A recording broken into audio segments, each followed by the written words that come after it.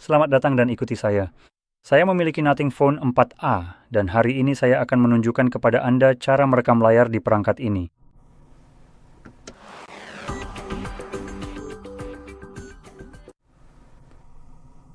Jadi untuk memulai, Anda perlu mengusap layar ke bawah dari bagian atas layar Anda. Sekarang, lakukan itu sekali lagi untuk memperluas daftar tombol pintasan yang terlihat. Dan di suatu tempat di sini, kita seharusnya bisa mengakses tombol rekam layar kita. Jika tidak terlihat di halaman pertama, Anda bisa menggeser ke kiri, dan ini akan menampilkan halaman tambahan. Dan saya sudah bisa melihatnya di sini. Sekarang, jika karena suatu alasan Anda tidak melihat tombol ini dimanapun, Anda bisa menambahkannya dengan mengklik ikon pensil di sini. Lalu cari tombol tersebut di daftar ini, dan cukup klik untuk menambahkannya. Sekarang setelah ditambahkan kembali ke halaman sebelumnya, dan Anda seharusnya bisa melihatnya di daftar. Jadi setelah terlihat di sini untuk pertama kalinya tahan tombol tersebut. Oke, tidak apa-apa, sepertinya kita hampir tidak punya pengaturan apapun. Saya bahkan cepat-cepat memeriksa pengaturan sebenarnya.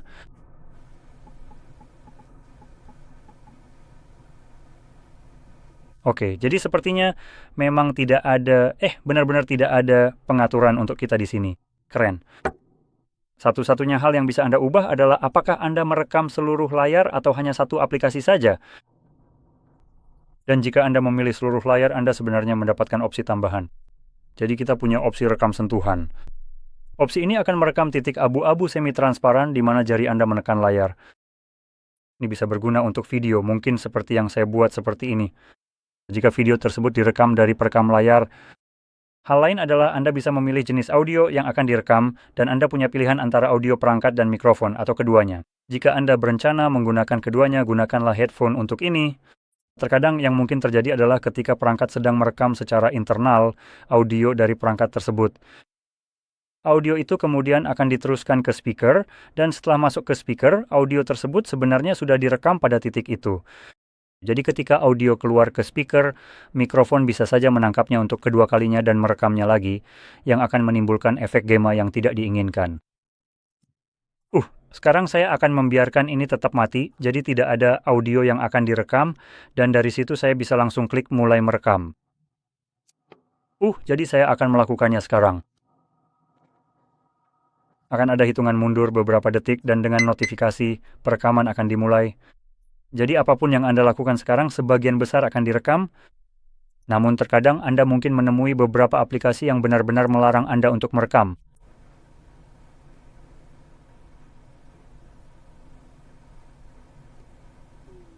Saya hanya sedang membolak-balik berbagai hal yang ada di sini sebagai sedikit demo.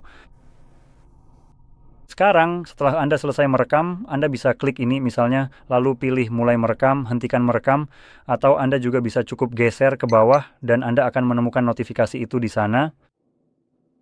Jadi setelah semua yang ingin Anda rekam sudah terekam dan Anda selesai, Anda bisa menemukannya di aplikasi galeri Anda.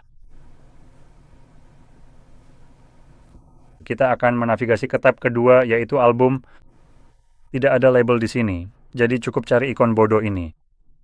Dan Anda akan menemukannya di dua tempat yang berbeda. Jadi kita punya video dan film. Keduanya tampak sangat mirip untuk keperluan ponsel, jadi agak aneh kalau ini ada di dua tempat yang berbeda. Gabungkan saja jadi satu. Ini sebenarnya hal yang sama saja. Tapi bagaimanapun, Anda bisa menemukannya di salah satu dari keduanya. Ini hanyalah satu rekaman di perangkat Anda. Hanya saja dua album yang berbeda menampilkannya. Dan Anda bisa melihatnya sekarang sedang diputar. Sekarang, karena tidak ada opsi di sini, sepertinya bitrate-nya agak rendah. Jadi saya bisa melihat waktu di sini terlihat agak aneh. Frame rate-nya juga tampaknya tidak terlalu bagus. Tapi sayangnya tidak ada opsi yang bisa Anda ubah. Nah, selain itu saya ingin sedikit menyoroti. Anda akan bisa merekam sebagian besar hal dengan fungsi ini, tapi tidak semuanya, karena di Android ada fitur. Saya rasa opsinya disebut Draw over Other Apps. Sekarang, menyebutnya sebagai opsi sebenarnya kurang tepat menurut saya, karena opsi itu bisa dimatikan. Ini benar-benar sebuah opsi, kan? Ini bukan opsi, ini wajib. Jadi, apapun namanya, sebenarnya tidak terlalu penting, tapi apa yang dilakukan fitur ini sangat berpengaruh bagi Anda. Jadi Anda Fitur ini berfungsi untuk memblokir tangkapan layar dan perekaman layar. Untuk perekaman layar, Anda tetap bisa merekam, tapi saat Anda memutar rekaman itu, yang akan Anda lihat hanyalah layar hitam polos tanpa ada yang terlihat di sana. Ketika aplikasi yang memblokir itu sedang dibuka, untuk tangkapan layar, Anda langsung akan mendapatkan notifikasi bahwa tangkapan layar tidak bisa dilakukan. Jadi, itu dua hal utamanya. Dan sekarang untuk memberikan sedikit penjelasan lebih lanjut, misalnya saja, dalam situasi hipotrikosis, entah bagaimana Anda berhasil terkena malware di perangkat Anda. Dan malware itu menggunakan tangkapan layar atau perekaman layar untuk mencoba mendapatkan informasi tentang Anda, misalnya kata sandi, PIN, agar mereka bisa mengakses aplikasi bank Anda sebagai contoh. Anda bisa membayangkan betapa hal itu akan sangat merugikan keamanan ponsel Anda. Jadi karena alasan itu, opsi ini diaktifkan di aplikasi perbankan. Dan selain itu, aplikasi perbankan juga memberikan Anda opsi untuk mengunduh, misalnya konfirmasi pembayaran, yang kemungkinan besar memang ingin Anda tangkap di sana. Jadi, satu opsi memang dihilangkan, tapi ada kemungkinan lain yang bisa Anda manfaatkan sebagai gantinya. Nah, jadi itu bagus. Hal itu dilakukan untuk melindungi Anda, karena fitur ini memang dirancang untuk menjaga privasi dan keamanan pengguna. Dan mereka juga memberikan cara lain agar Anda tetap bisa mendapatkan apa yang Anda inginkan dari aplikasi tersebut. Nah, fitur ini juga akan digunakan di aplikasi seperti Netflix, Spotify, Hulu, dan semua platform streaming lainnya yang kurang bermanfaat itu. Dan di aplikasi-aplikasi tersebut, fitur ini bukan digunakan untuk privasi dan keamanan Anda. Fitur ini digunakan agar perangkat Anda pada dasarnya menjadi alat untuk membantu mereka melindungi konten mereka dari pembajakan. Sekarang, coba saya tanya, apakah Anda peduli sama sekali untuk melindungi sebuah korporasi yang justru Anda bayar, agar Anda bisa menonton konten mereka, lalu mereka menggunakan perangkat Anda sebagai alat untuk melindungi konten mereka? Saya membayar, Anda juga membayar mereka. Anda seharusnya sama sekali tidak peduli dengan hal itu. Itu bukan masalah Anda, itu masalah mereka, dan perangkat Anda bukan milik mereka sehingga mereka tidak berhak menentukan apa yang boleh dilakukan di dalamnya. Dan karena menurut saya ini benar-benar sudah melewati batas dari apa yang seharusnya boleh dilakukan oleh perusahaan, saya akan menunjukkan kepada Anda cara-cara untuk mengakalinya. Sekarang, ketika Anda membayar langganan untuk layanan seperti Netflix misalnya, Anda sepenuhnya berhak untuk merekam apapun yang Anda inginkan di sana. Itu terserah Anda, saya tidak akan menghakimi apapun yang ingin Anda lakukan. Saya sama sekali tidak peduli, bahkan jika Anda pada dasarnya membajak konten tersebut. Itu tidak masalah bagi saya. Dan intinya, Anda memang seharusnya berhak melakukan itu. Selama Anda tidak mendistribusikan konten tersebut, itu sepenuhnya hak Anda.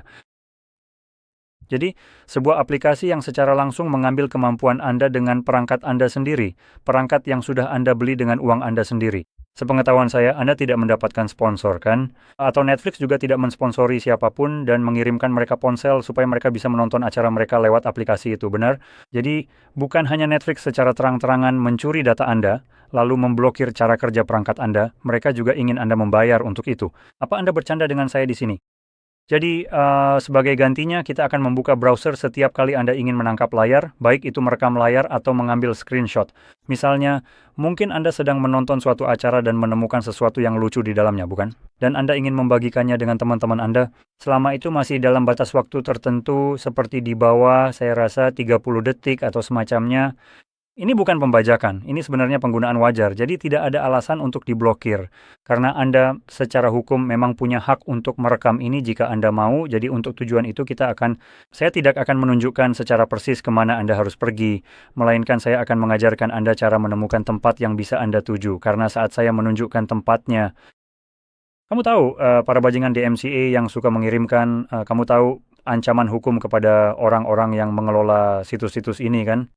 Mereka pada dasarnya memburu orang-orang ini. Sekarang, bisa jadi kebetulan hal itu terjadi saat saya menunjukkannya, tapi situs lain masih berfungsi, jadi saya rasa saya mungkin sebagian menjadi penyebab di sini. Tapi bagaimanapun juga, yang akan kita lakukan adalah mencari situs yang sudah tidak tersedia lagi. Karena kamu tahu, ancaman hukum dan omong kosong itu. Dan karena saya menunjukkan yang satu ini, mereka tidak bisa apa-apa, situsnya sudah tidak ada lagi. Ini adalah contoh yang bagus tentang bagaimana menemukan yang lain, tapi mereka tidak bisa berbuat apa-apa soal ini. Jadi kita akan mencari ppstream.mov. Sekarang, seperti yang saya bilang, situs ini sudah tidak ada, tapi yang masih ada adalah informasi tentangnya. Jadi kita akan tambahkan saja.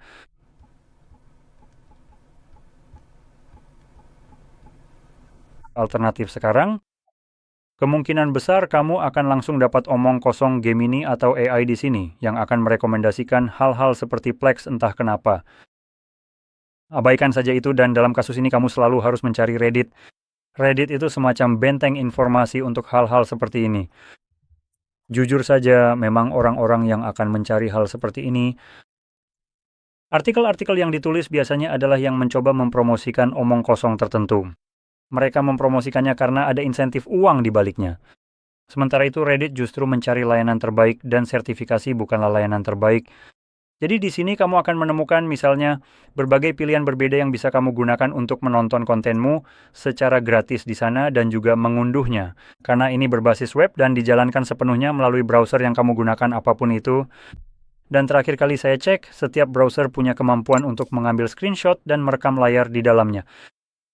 Jadi itu salah satu tempat di mana kamu bisa menemukan hal-hal seperti ini. Tapi saya ingin menegaskan, ini sama sekali bukan satu-satunya tempat.